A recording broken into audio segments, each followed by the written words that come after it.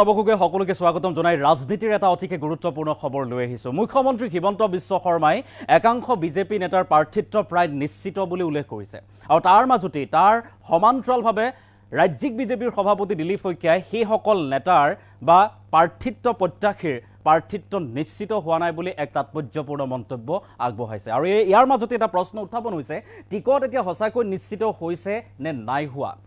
প্ৰাৰ্থিত্বক লৈ মুখ্যমন্ত্ৰী আৰু বিজেপিৰ ৰাজ্যিক সভাপতিৰ মাজত বিপৰীত ভাষ্য শুনিবলৈ পোৱা গৈছে। মুখ্যমন্ত্ৰীয়ে যি সময়ত নিশ্চিত কৰিছে এজনৰ পিছত আনজনৰ প্ৰাৰ্থিত্ব, কিন্তু সেই সময়তে দলৰ সভাপতিগৰাকীয়ে আজিৰ দিনত কাৰো টিকট নিশ্চিত নহয় বুলি উল্লেখ কৰিছে। মুখ্যমন্ত্ৰী হিমন্ত বিশ্ব শৰ্মাই ৰাজ্যৰ ভিন্ন প্ৰান্তত নিৰ্বাচনী প্ৰচাৰ চলাই আছে এক প্ৰকাৰ আৰু তাৰ পাছত গোলাঘাটত অজন্তা নেওগ, নগাঁৱত ৰূপক শৰ্মা, লগতে মাহমৰাত যোগেন মোহন, ঢেকীয়াজুলিত অশোক সিংঘাল বহুকেইগৰাকীৰ হৈ মুখ্যমন্ত্ৰীয়ে নিৰ্বাচনী প্ৰচাৰ চলাইছে বা তেখেতসকলৰ হৈ ভোট বিচাৰিছে। তেখেতসকলৰ প্ৰাৰ্থিত্ব প্ৰায় নিশ্চিত বুলি ক'ব বিচাৰিছে মুখ্যমন্ত্ৰীগৰাকীয়ে আৰু সেই সময়তে ৰাজ্যিক বিজেপিৰ সভাপতি দিলীপ শইকীয়াই আজিৰ দিনটোত যি তাৎপৰ্যপূৰ্ণ মন্তব্য কৰিছে, সেই মন্তব্য হৈছে যে কাৰো টিকট এতিয়ালৈকে নিশ্চিত হোৱা নাই আৰু এই মন্তব্যৰ পৰা এইটো কথা স্পষ্ট হৈছে নেকি যে বিপৰীত মেৰুত মুখ্যমন্ত্ৰী হিমন্ত বিশ্ব শৰ্মাৰ লগতে ৰাজ্যিক বিজেপিৰ সভাপতি দিলীপ শইকীয়া। আমি সবিস্তাৰে এই খবৰটো লৈ অহাৰ চেষ্টা কৰিম। এটা ডাঙৰ খবৰ, ৰাজনীতিৰ এটা অতিকে গুৰুত্বপূৰ্ণ খবৰ যে প্ৰাৰ্থিত্বক লৈ মুখ্যমন্ত্ৰী আৰু বিজেপিৰ ৰাজ্যিক সভাপতিৰ মাজত বিপৰীত ভাষ্য। মুখ্যমন্ত্ৰীয়ে নিশ্চিত কৰিছে এজনৰ পিছত আনজনৰ প্ৰাৰ্থিত্ব, কিন্তু সেই সময়তে ৰাজ্যিক বিজেপিৰ সভাপতি দিলীপ শইকীয়াৰ এটা বিপৰীত মন্তব্য আহিছে। দলৰ সভাপতিগৰাকীৰ মতে আজিৰ দিনত, আজিৰ তাৰিখত কাৰো টিকট নিশ্চিত হোৱা নাই। বৰ্তমানলৈকে 7 সমষ্টিত মুখ্যমন্ত্ৰীয়ে ৰাজহুৱা কৰিছে প্ৰাৰ্থীৰ নাম। 7টা সমষ্টিৰ মুখ্যমন্ত্ৰীগৰাকীয়ে প্ৰাৰ্থীৰ নাম ৰাজহুৱা কৰিছে। অশোক সিংঘাল, নৱদলে, ৰূপক শৰ্মাৰ হৈ প্ৰচাৰ চলাইছে মুখ্যমন্ত্ৰী হিমন্ত বিশ্ব শৰ্মাই। লগতে মানৱ ডেকা, যোগেন মোহনৰো প্ৰাৰ্থিত্ব ঘোষণা কৰিছে মুখ্যমন্ত্ৰীগৰাকীয়ে। কোন কোন সমষ্টিত কোনে কোনে বিজেপিৰ নেতাই নিৰ্বাচন খেলিব সেই কথা উল্লেখ কৰিছে মুখ্যমন্ত্ৰীগৰাকীয়ে। আজি গোলাঘাটত সভা আছিল আৰু গোলাঘাটত অজন্তা নেওগৰ কথা উল্লেখ কৰিছে। একেদিনাই বিজেপিৰ ৰাজ্যিক সভাপতিৰ প্ৰাৰ্থিত্বক লৈ এটা ডাঙৰ মন্তব্য। ৰাজ্যিক বিজেপিৰ সভাপতিগৰাকীয়ে মুখ্যমন্ত্ৰীগৰাকীৰ যি মন্তব্য তাৰ বিপৰীত স্থিতিত এক মন্তব্য কৰিছে। আজিৰ দিনত কাৰো টিকট নিশ্চিত হোৱা নাই বুলি উল্লেখ কৰিছে। আজিৰ দিনত কাৰো টিকট এতিয়ালৈকে নিশ্চিত হোৱা নাই। মুখ্যমন্ত্ৰীৰ মন্তব্যৰ অৰ্থ বেলেগ আছিল বুলি দিলীপ শইকীয়াই এই কথা ক'ব বিচাৰিছে। এজন প্ৰাৰ্থিত্ব প্ৰত্যাশী থকালৈকে বা থকা সমষ্টিক লৈহে মুখ্যমন্ত্ৰীয়ে কৰিছে এই মন্তব্য। এই মন্তব্য হৈছে দিলীপ শইকীয়াৰ, কিন্তু মুখ্যমন্ত্ৰীয়ে তেওঁলোকৰ টিকট নিশ্চিত বুলি ঘোষণা কৰা নাই। তেওঁলোকৰ টিকট যে নিশ্চিত সেই কথা উল্লেখ কৰা নাই বা ঘোষণা কৰা নাই বুলি কৈছে দিলীপ শইকীয়াই। আৰু এনেদৰে প্ৰাৰ্থিত্বক লৈ মুখ্যমন্ত্ৰী আৰু বিজেপিৰ সভাপতিগৰাকীৰ মাজত বিপৰীত ভাষ্য বা দুই মেৰুত যেন অৱস্থান কৰিছে মুখ্যমন্ত্ৰী আৰু বিজেপিৰ ৰাজ্যিক সভাপতিগৰাকীয়ে, সেই কথা যেন প্ৰায় স্পষ্ট হৈ পৰিছে।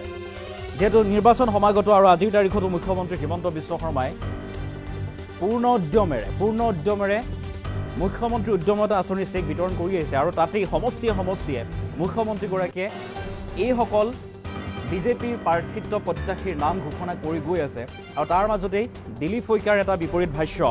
কি কৈছিল আচলতে ৰাজ্যিক বিজেপিৰ সভাপতিগৰাকীয়ে, আমি সেই মন্তব্য প্ৰথমে শুনাই ল'ব বিচাৰিছোঁ। কাৰো টিকেট আজিৰ দিনত কনফাৰ্ম নহয়, কাৰো টিকেট।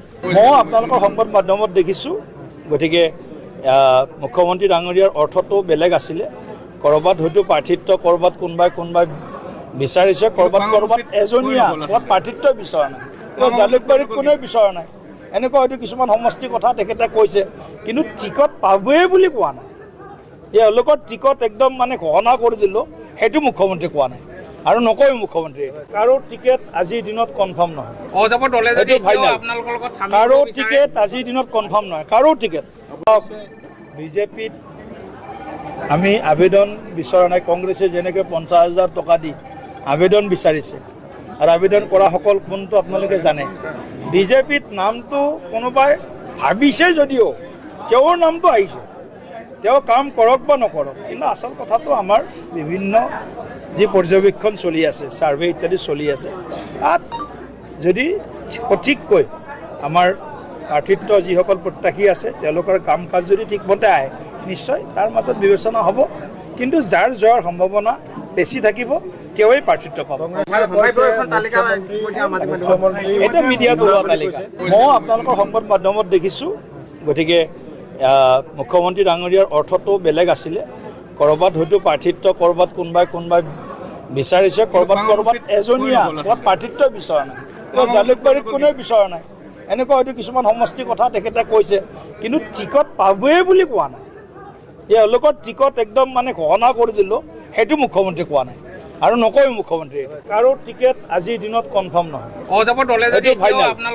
কাৰো টিকেট আজিৰ দিনত কনফাৰ্ম নহয়, কাৰো টিকেট। আৰু আমি এই মন্তব্য শুনাৰ চেষ্টা কৰিলোঁ। এই মন্তব্য আছিল ৰাজ্যিক বিজেপিৰ সভাপতি দিলীপ শইকীয়াৰ। মুখ্যমন্ত্ৰীয়ে যি সময়ত এইসকল প্ৰাৰ্থীৰ নাম প্ৰায় নিশ্চিত বা টিকট প্ৰায় নিশ্চিত বুলি উল্লেখ কৰিছে, সেই সময়তে ৰাজ্যিক বিজেপিৰ সভাপতিগৰাকীয়ে এই তাৎপৰ্যপূৰ্ণ মন্তব্য কৰিছে যে আজিৰ তাৰিখত কাৰো টিকট কনফাৰ্ম হোৱা নাই, কাৰো টিকট নিশ্চিত হোৱা নাই বুলি উল্লেখ কৰিছে ৰাজ্যিক বিজেপিৰ সভাপতি দিলীপ শইকীয়াই। কিন্তু মুখ্যমন্ত্ৰী হিমন্ত বিশ্ব শৰ্মাই মুখ্যমন্ত্ৰীৰ উদ্যমিতা আঁচনিৰ চেক বিতৰণ কৰি থকাৰ অৱস্থাত সমষ্টিয়ে যেতিয়া ঘূৰিছে, সেই সময়তে মুখ্যমন্ত্ৰীগৰাকীয়ে কি কৈছিল সেই মন্তব্য আছে। আচলতে এইসকল যিসকল প্ৰাৰ্থী আছে বা নেতা আছে বিজেপিৰ, তেখেতসকলক ভোট দিবলৈ কেনেকৈ উল্লেখ কৰিছে, কেনেদৰে ভোট বিচাৰিছে, সেই সন্দৰ্ভত মুখ্যমন্ত্ৰী হিমন্ত বিশ্ব শৰ্মাই কি কৈছিল, আমি সেই মন্তব্য এই মুহূৰ্তত শুনাই ল'ব বিচাৰিছোঁ।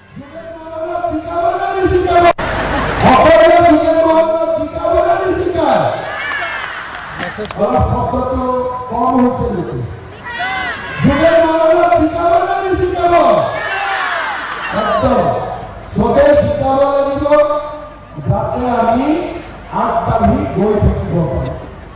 আপোনালোকে শক্তিশালী হৈছে, মহিলাসকল আগবাঢ়ি গৈছে। মই এটাই আশা কৰিম যে আপোনালোকে আমাক আশীৰ্বাদ দি থাকিব আৰু আগলৈ যাতে আমি মহিলাসকলৰ কাৰণে এনেকৈ কাম কৰি গৈ থাকিব পাৰোঁ। বিজেপিক ভোট দিবনে নিদিব? একটা সঁচাই কওকচোন, বিজেপিক ভোট দিবনে নিদিব? অজন্তা বাইদেউক ভোট দিবনে নিদিব? পাক্কা দিব? কাৰণ অজন্তা বাইদেউ বিত্তমন্ত্ৰী হৈ থকাৰ কাৰণে আজি আপোনালোকে এই আঁচনিবিলাক পাই আছে। অজন্তা বাইদেউক শিকাব লাগিব নে নালাগিব? পাক্কা লাগিব? ঠিক আছে। কাৰো টিকেট আজিৰ দিনত কনফাৰ্ম নহয়, কাৰো টিকেট। মই আপোনালোকৰ সংবাদ মাধ্যমত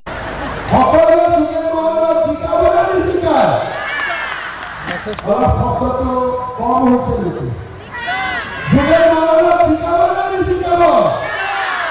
একদম চবেই শিকাব লাগিব যাতে আমি আগবাঢ়ি গৈ থাকিব পাৰোঁ।